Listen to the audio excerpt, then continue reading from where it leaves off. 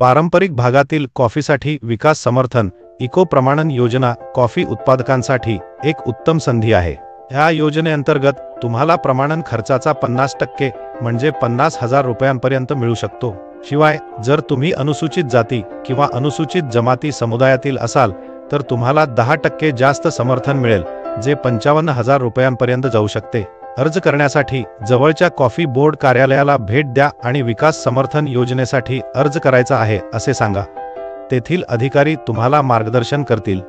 मला अर्ज फॉर्म, ओळखपत्र आणि नोंदणीचा पुरावा, मान्यताप्राप्त संस्थांकडून प्रमाणन कागदपत्रे, जमीन मालकीचे कागदपत्र जसे की पट्टा किंवा खताचा उतारा, प्रमाणन खर्चाचे मूळ बिल, तुमच्या बँक पासबुकचे तपशील आणि लागू असल्यास जात प्रमाणपत्र आणावे लागेल। लक्षात ठेवा, सर्व कागदपत्रे नोंदणीकृत शेतकऱ्याच्या नावावर असावीत।